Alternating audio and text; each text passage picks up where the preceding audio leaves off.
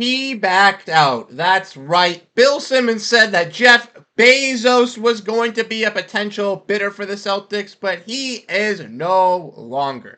That is right, ladies and gentlemen. Jeff Bezos has backed out. We're going to be discussing and looking at who could take over this championship squad as the ownership, and will they be able to keep this star-studded roster that Brad Stevens has constructed for now, but also for the future. Welcome back to Celtics Digest. I'm Bruce Velez. You guys have been absolutely killing it, showing your love and showing your support. Just want to let you guys know that tomorrow at 8:30 a.m. we will be live here discussing some NBA and Celtics with Adam Taylor, who is on the Vitamin C's podcast and creator of Celtics Chronicle, previously at Celtics Blog. Just wanted to let you guys know about that. Come tomorrow at 8:30 a.m. We will be live breaking all that down, answering your questions. Without further ado, let's dive into the topic at hand. Make sure to grab a snack.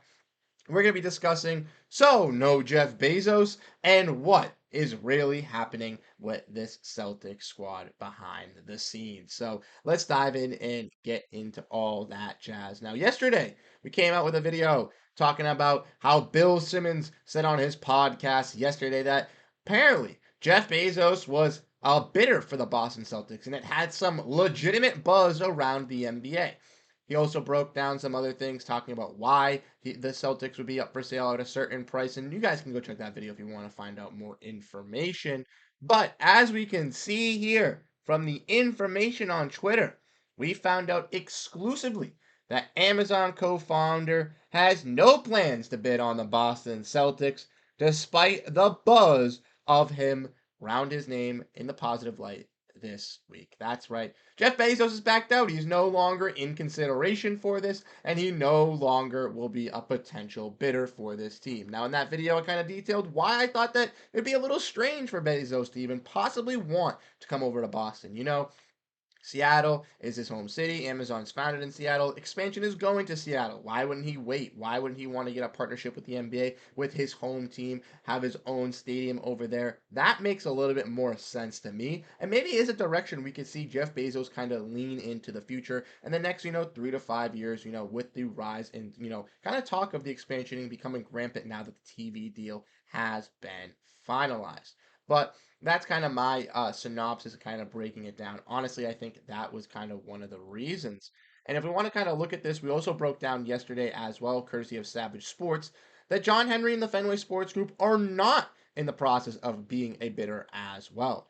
Therefore, there's only one really name that we've kind of heard discussed, and that is Pags. Obviously, Steve Pagluca, who is one of the minority owner. One of them has a minority stake ownership already with this Boston Celtics team. If you guys do not know, Wick Grusbeck is selling his majority stake, but there are some other people that and other people that have ownership with the Boston Celtics, and they could look to take over that majority stake ownership to be that top dog and be top owner. And I spoke how I thought that was the game plan, the strict and smart thing to do. They already know how the Celtics want to generate money. They already know that they're going to have to pay off this money regardless of giving these guaranteed contracts. So the ownership that's already tied up will be willing to pay out those guys, make sure that this team sees their light at the end of the tunnel for the next 3 to 5 years, and is still continuing to grow with Jayson Tatum and Jaylen Brown still being those superstars. But like we mentioned, Jeff Bezos' interest in buying the Celtics has gotten shot down. If we want to look at this article, we can see that the Celtics are looking for a new majority owner after the previous group, led by Wick Grusbeck, made the franchise available for sale.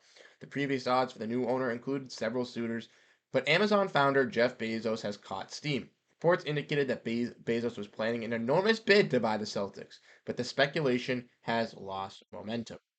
Jeff Bezos appears to have no plans on the Celtics at all on planning to bid them, according to a source close to him, reported by the information. It remains unclear what Bezos will do, given that the reported interest has fluctuated. Therefore, Bill Simmons definitely heard some things. He definitely heard some rumblings around the NBA from his inside sources, and that's why he wanted to bring it to light on his podcast. Now, I think Bezos kind of hearing that and kind of seeing his name kind of thrown around there over the stratosphere over the last couple of days, especially yesterday, maybe wanted to chill those rumors down, regardless of the fact if he's interested. But honestly, I think this kind of nerfs the whole situation with Jeff Bezos. Maybe down the line we can see him become interested again when the season starts up.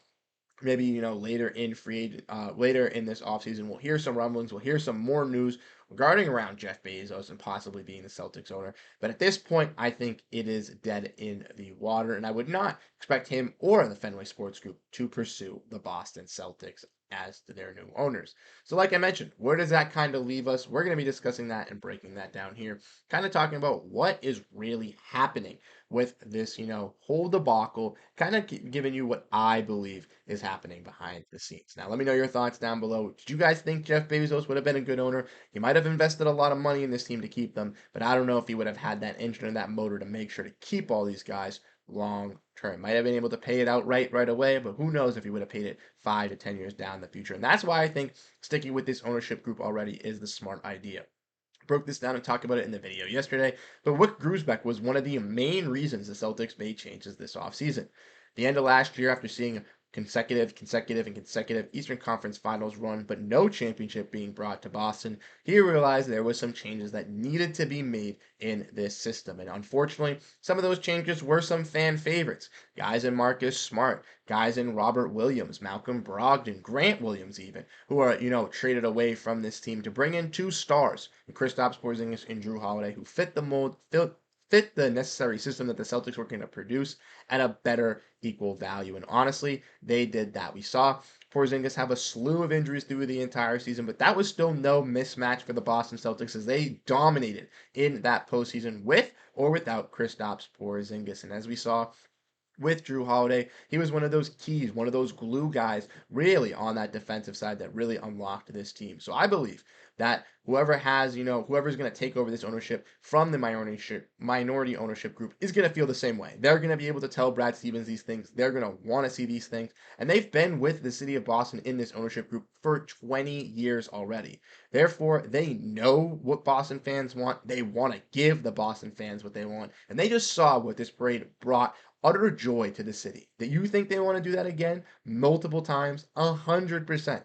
Therefore, I'm all in with this ownership group, taking over the reins, still being the owners of the Celtics, and really giving us fans what we want and what the ultimate NBA would love to see out of a historic franchise. Let me know what you guys think down below in the comment section. And lastly, before we head out, we got to get to the comment of the day. So drop down your thoughts, drop down your feelings down below in the comment section, and you could be featured for the comment of the day. But today's comment of the day is going out to Susan, one of our loyal subscribers who was always dropping down her thoughts. Really do appreciate it. But she was saying that she's glad John Henry is not interested in the Celtics, as fans have, felt this kind of disdain towards him. And I totally agree. That's my kind of reaction to it. It was more of a sigh of relief that he was not interested in the Boston Celtics. And ultimately, I think regardless, like I mentioned, if somebody in the minority group takes over, it will be a success, a slam dunk for this Celtics team. And I can't wait to see what the Celtics cook up with this in the future. Like I mentioned, let me know your thoughts down below in the comment section. Let me know how you guys are feeling down below. And like I mentioned in the beginning of the episode, you guys know 8:30 a.m. we'll be live with Adam Taylor on Celtics Digest. So come out, pop out, have some questions, want to talk Boston Celtics, you know what to do. Signing off, guys. Have a great rest of your night and go Boston Celtics.